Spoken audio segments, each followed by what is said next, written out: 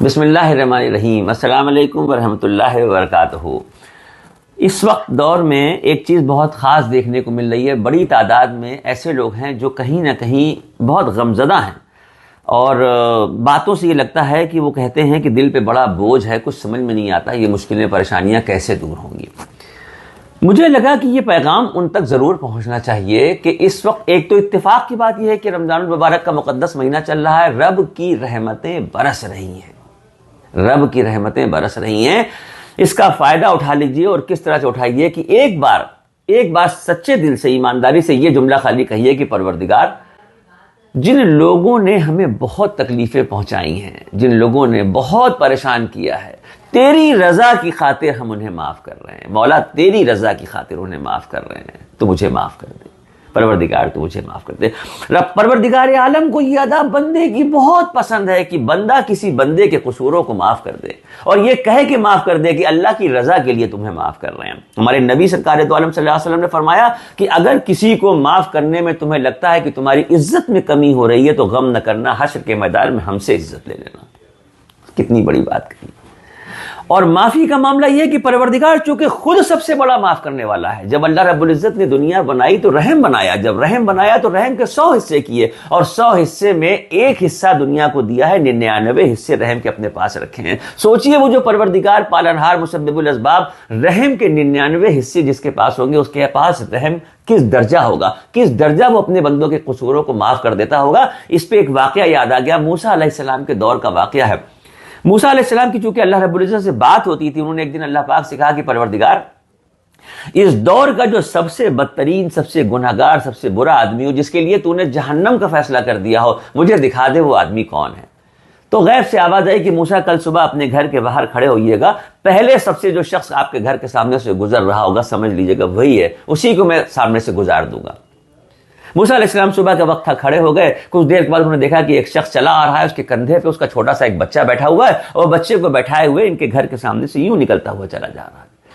موسیٰ علیہ السلام دیکھ کے حیران رہ گئے، یار یہ دیکھنے سے تو نہیں لگ رہا ہے اتنا گناہگار ہے، اس نے کیا گناہ کیے ہوں گے، کتنا بدترین آدمی ہوگا جو اللہ رب العزت نے دوزخ کا فیصلہ کر دیا، جہنم کا فیصلہ کر دیا۔ دل میں اس طریقے کے خیال آئے، مگر خاموش رہے، اندر اپنے گھر میں آ گئے۔ 2-3 گھنٹے جب گزر گئے تو پھر دل میں خیال آیا، پھر اللہ سے بات کی کہ پروردگار، اس دور کا جنتی کون ہے وہ دکھا دے، وہ شخص جس کے لیے تو نے جنت کا فیصلہ کر دیا، اس شخص کو بھی ہمیں دکھا دے۔ تو پھر غیب سے آواز آئی کہ موسیٰ، آپ کے گھر کے سامنے سے جو پہلا شخص شام کو نکلے گا، تیسرا پہر جو کہلاتا ہے، عصر کے بعد کا وقت جو کہلاتا ہے، سمجھ لیجئے گا وہی شخص ہے جس کو میں نے نکالا ہے، بھیجا ہے، وہ جنتی ہے۔ موسیٰ علیہ السلام کھڑے ہو گئے، اطمینان سے انتظار کرنے لگے۔ کچھ دیر کے بعد دیکھا تو وہی شخص جو صبح نکلا تھا وہی وہاں سے واپس چلا آ رہا ہے۔ ارے اللہ اکبر، دیکھ کے حیران ہو گئے، یا اللہ یہ کیا ماجرا ہے، صبح تو یہ جہنمی تھا، صبح تو نے اس کے لیے دوزخ کا فیصلہ کیا تھا، اس وقت یہ جنتی بن کے جا رہا ہے، ماجرا کیا ہے مولا، کچھ سمجھ میں نہیں آتا، بتا دے مجھے۔ تو غیب سے آواز آئی کہ موسیٰ، صبح جب یہ شخص آپ کے گھر کے سامنے سے نکل رہا تھا، اس کے کندھے پہ جو اس کا بچہ بیٹھا تھا، بیٹا بیٹھا تھا، کچھ دور جانے کے بعد بیٹے نے باپ سے کہا کہ بابا یہ بستی ختم ہوئے گی تو پھر کیا جنگل آئے گا؟ تو باپ نے کہا ہاں جنگل آئے گا۔ بیٹے نے پوچھا باپ سے کہ بابا کیا جنگل بہت بڑا ہوتا ہے؟ اچھا بچوں کی عادتیں ہوتی ہیں، کوئی ایک بات پکڑ لے تو اس سے سیرا جوڑتے ہوئے بہت سے سارے سوال کرتے ہیں۔ تو انہوں نے کہا بابا یہ بستی ختم ہوئے گی تو جنگل آئے گا؟ کہا ہاں جنگل آئے گا۔ کہا جنگل بہت بڑا ہوتا ہے؟ ہاں بیٹا بہت بڑا ہوتا ہے۔ اچھا بابا یہ بتاؤ کہ جنگلوں سے بڑا کیا ہوتا ہے؟ تو کہا جنگلوں سے بڑے پہاڑ ہوتے ہیں۔ اچھا بابا یہ بتاؤ کہ پہاڑوں سے بڑا کیا ہوتا ہے؟ تو انہوں نے کہا پہاڑوں سے بڑے آسمان ہوتے ہیں۔ بچے نے پھر پوچھا کہ بابا آسمانوں سے بڑا بھی کچھ ہے؟ تو باپ نے کہا کہ ہاں بیٹا، آسمانوں سے بڑے تیرے باپ کے گناہ ہیں۔ معصوم بچے کو تو کچھ سمجھ میں نہیں آیا، اس نے پھر پوچھ لیا کہ بابا تمہارے گناہوں سے بڑا بھی کچھ ہے؟ تو باپ نے کہا کہ ہاں بیٹا، میرے گناہوں سے بڑا میرے رب کا کرم ہے، رحم ہے، نہ جانے کب اس کی رحمت دریائے جوش پھیلا دے، نہ جانے کب اس کی رحمتوں کی بارش ہو جائے، نہ جانے کب اس کی رحمتوں کی بوچھار ہم پر بھی پڑ جائے اور وہ میرے گناہوں کو معاف کر دے۔